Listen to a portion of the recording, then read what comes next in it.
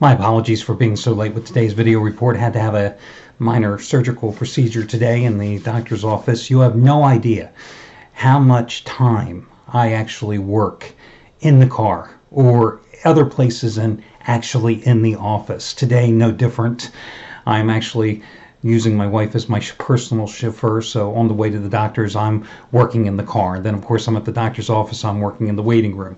I'm actually in the little operating room and waiting for the doctor to come in, and I'm working there. And of course he does the procedure, and then I go back into the waiting room and I'm working again there, handicapping, doing my sights. And then on the way home, my wife is driving and I'm working again. So now I'm finally here, and let's get right to your complimentary plays, because I've had a long enough day and I think you've waited long enough too. So listen, my best bet tonight is naturally on the site, and that's going to be a raise the bar 20-dime release on the game between Texas Tech and Michigan. But I have opinions on two of the other three games. Purdue, Tennessee, damned if I know. I have no clue on that game. Gonzaga, Florida State, I definitely have an opinion, and it's probably going to shock you because there has been no team that has made me more money this season than the Bulldogs of Gonzaga, and they have been damn good. Now, did they cost me money in this past weekend's game when they failed to get the job done, blowing an early 16-point lead against Baylor? Yes, but I don't hold it against them. But in this Sweet 16 rematch against Florida State, I think Gonzaga wins tonight, but I do not think the Bulldogs will be able to cover that 7.5 to 8-point spread against the Seminoles.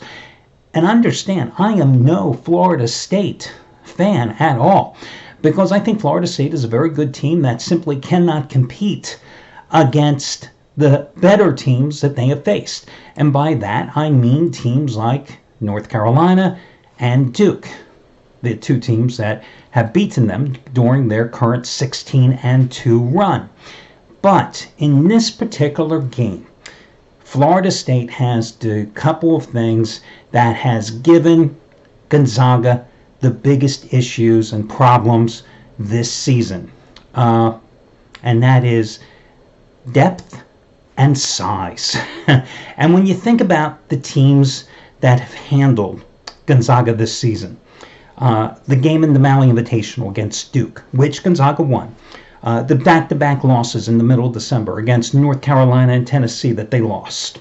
The game in the West Coast Conference Championship tournament, the finals that they lost against St. Mary's. What did those teams all have in common? They had size, they had the physicality, they had the length. And that's what Florida State will bring to the table. Now, let's go back to the Sweet 16 matchup a year ago. A lot of people bring that particular game up when analyzing tonight's game. You really can't, because I have to be honest with you, as a guy who has followed Gonzaga so strongly this year, the Gonzaga team that is playing now is leap years ahead, better than the Gonzaga team that lost to Florida State at the Staples Center last year, ending a 16-game winning streak at the time that was held to a season low in points in that loss a season ago. They lost that game 75-60, FYI. In that game, Florida State blocked 9 shots, in fact. That game, Gonzaga did not have Brandon Clark, who was still sitting out after transferring from San Jose State, and he was not eligible. They did not have Killian Tilly, who was their best player a year ago. He was hurt prior to that game, did not play. This team, Gonzaga brings to the table, much, much better. But Florida State, also pretty damn good as well. This is a Florida State team that has 11 players in their rotation, averaging double digits in terms of minutes play. Will they be out without one of their key contributors, Phil Kaufer, who starts at forward normally and averages about 8 points a game? Yes, because of a death in his family. But they still have tremendous depth. They still have tremendous size. They still have tremendous length. And they're still a damn good defensive team. Yet, I still think Gonzaga can win this game. But let's keep in mind, the Bulldogs in the Big Dance have only covered 3 of their last 12 games after they failed to cover against Baylor. And I think that this particular spot, Florida State is a better defensive team than it was a year ago. And this Florida State team that's won 16 of its last 18 points, you're giving me 7.5 to 8 points? I've got to take them because I think this is a 3 to 5 point game. I do think Gonzaga advances, but I think Florida State plus the points, that's the way to go. So Florida State is going to be one of your complimentary plays. Another one is going to be Oregon plus the points, 8.5 against Virginia. And again, this is a situation where I think Virginia could very well win this game. But you're giving me 8.5 points with an Oregon team that has reeled off 10 straight wins and gone 9-1 ATS in that stretch. An Oregon team that since Dana Altman made the decision to surround his starting point guard with 4 starters that are all 6'8", and in that stretch has held 9 of those 10 foes that they have beaten to 61 points or less. An Oregon team that took care of business, winning 4 games in 4 days in the Pac-12 tournament. An Oregon team who, during that 10-game winning streak, 7 of those wins have come either on the road or on neutral courts. An Oregon team that beat up Wisconsin and Cal Irvine with ease in the first 2 rounds of the dance. You're giving me 8.5 points against a Virginia team that has proven repeatedly to struggle offensively? Yeah, I'll take the points. Because Virginia, yes, tremendous defensive team. But again, Oregon has held 9 of its last 10 opponents to under 61 points. I will take the points with an Oregon team that is playing some great ball right now. And you know how Oregon loves to throw all types of defensive combinations. Sometimes they play man-to-man. Some places they play that 2-3 zone. Sometimes they like to press the hell out of you one end of the floor to the other. I think this could be a low-scoring game with neither team getting out of the mid-50s. I mean, wouldn't surprise me to see this game be 65 to 58, right around there. Could be even tighter. Could be a 70 to 65 game. Again, I wouldn't be surprised if Virginia wins, but just like in the Florida State-Gonzaga game, I think the underdog is the way to go. So you give me both puppies in these games, Florida State and Oregon. Which one do I like more? Tough choice. I guess if you had to back me in the corner, I would probably take Oregon plus the points.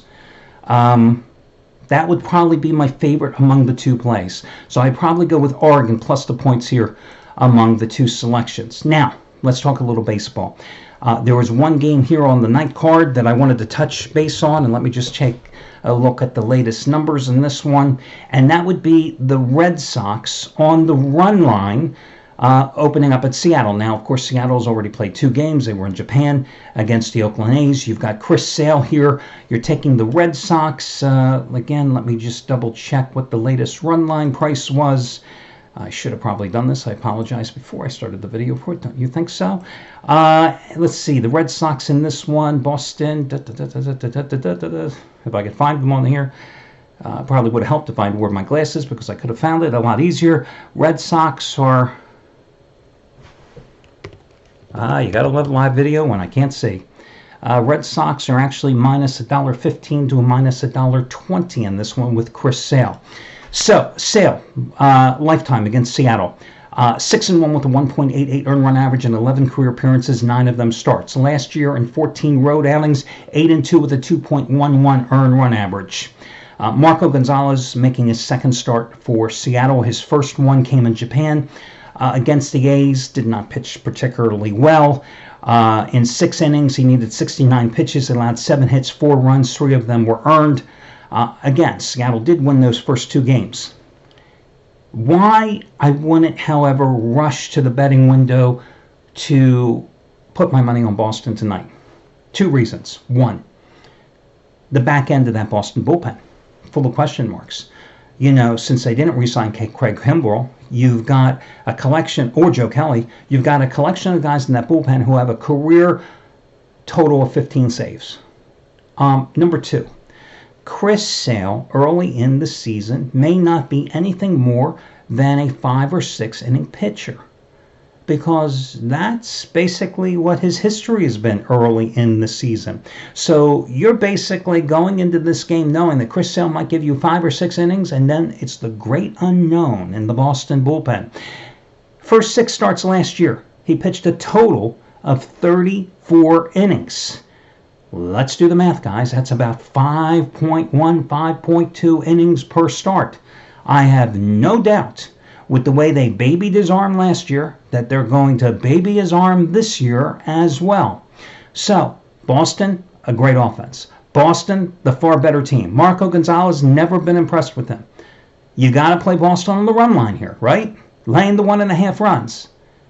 That's my only concern. It's a good play, but it does have a couple of asterisks. And I think betting Boston early in the season, until you see how that bullpen shakes out, that's got to be a huge concern with the Red Sox. So anyway, that'll do it. I wish you well, guys, and I'll talk to you again tomorrow when we do this again. Good luck, everybody.